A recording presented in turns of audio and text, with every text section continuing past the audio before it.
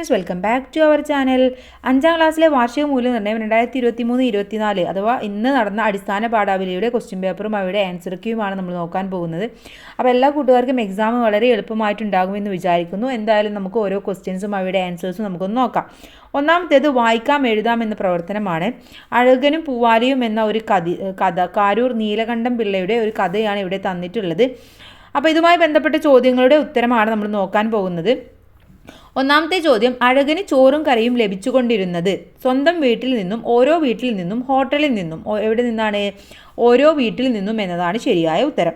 ഇനി 2, അഴകൻ ചോറുപൊതിയോടൊപ്പം സഞ്ചിയിൽ സൂക്ഷിച്ചത് എന്തൊക്കെ? വടിയും പുല്ലും, വളക്കൊമ്പിയും, കണ്ണമ്മയും, പൂവാലിയും, പിച്ചാത്തിയും, ഈറ്റക്കുഴലും എന്നാണ്. ഇതിൽ ആൻസർ എന്ന് പറയുന്നത് പിച്ചാത്തിയും ഈറ്റക്കുഴലുമാണ്.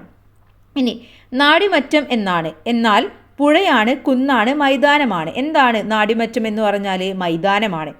4ാമത്തെ ചോദ്യം, നാടിമറ്റത്തിലെ പലതരം ചെടികളിൽ നിന്ന് കുരുക്കുത്തി, പനിനീർ, സൂര്യകാന്തി. എന്താണ്? കുരുക്കുത്തിയാണ് ലഭിച്ചിരുന്നത്.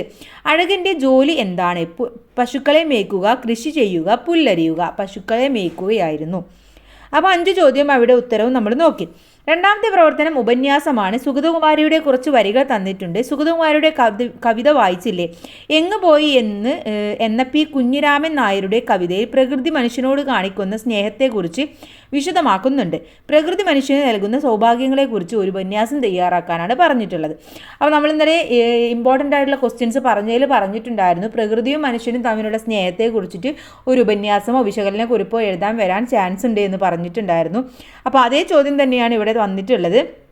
അപ്പോൾ ഉപന്യാസത്തിന് നിങ്ങൾക്ക് വേണമെങ്കിൽ ഒരു ഹെഡിങ് കൊടുക്കാം, മനുഷ്യനും പ്രകൃതിയും എന്ന് കൊടുക്കാം.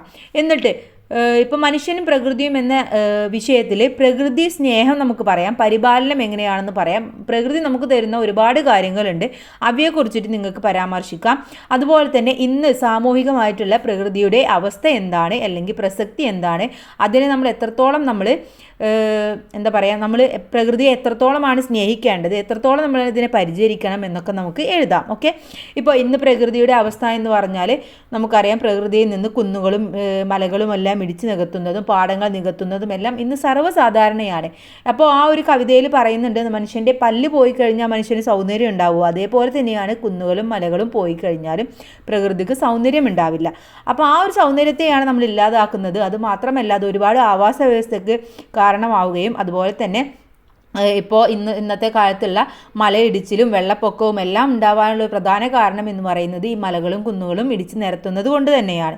അപ്പോൾ അതൊക്കെ കൂട്ടുകാർക്ക് ഇതിൽ എഴുതാം.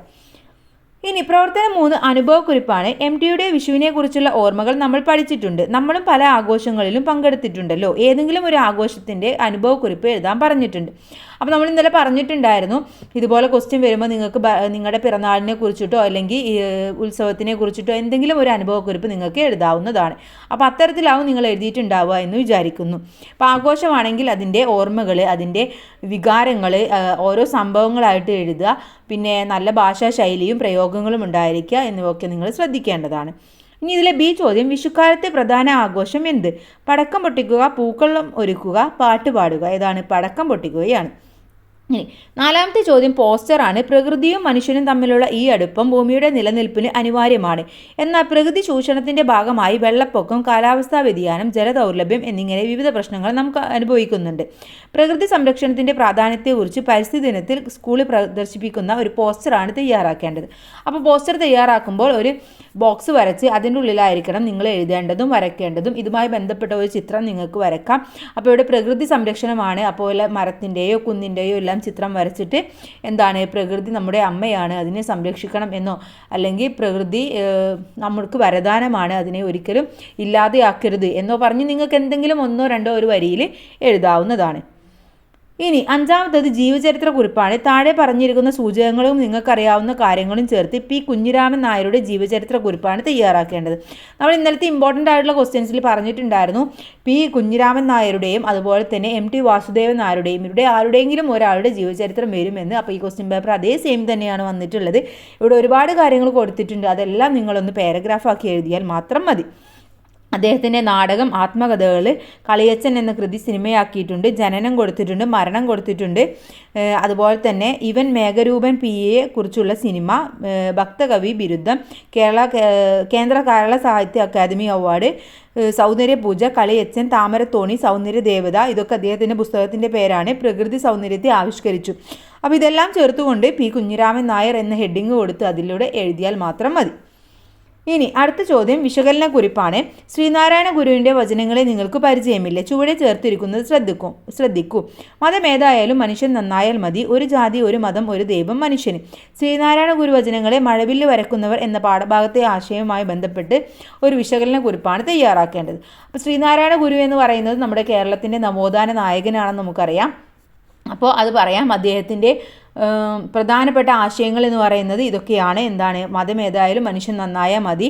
അതുപോലെ തന്നെ ഒരു ജാതി, ഒരു മതം, ഒരു ദൈവം മനുഷ്യന് എന്നുള്ളത്. അതുപോലെ സവർണ വർഗത്തിനെതിരെയും അതുപോലെ തന്നെ എന്താ പറയുക ജാതി വ്യവസ്ഥക്കെതിരെയും തീണ്ടിക്കൂടായ്മ അത്തരത്തിലുള്ള ഒരുപാട് ആചാരങ്ങൾക്കെതിരെ അദ്ദേഹം ശബ്ദമുയർത്തുകയും അതിനെതിരെ പോരാടുകയും ചെയ്തിട്ടുണ്ട്. അതുകൊണ്ട് തന്നെയാണ് അദ്ദേഹത്തിൻ്റെ കേരളത്തിൻ്റെ നവോത്ഥാന നായകൻ എന്ന് പറയുന്നത്. അപ്പോൾ ആ കാര്യങ്ങളെല്ലാം ഉൾപ്പെടുത്തിക്കൊണ്ട് നിങ്ങൾ എഴുതിയാൽ മതി. ഇനി ഇതിലെ ബി ചോദ്യം, ഭൂമിയിൽ മഴവില്ല് വരക്കുന്നവർ ആരാണ്? കുട്ടികൾ, മുതിർന്നവർ, പക്ഷികൾ. ആരാണ്? കുട്ടികളാണ്.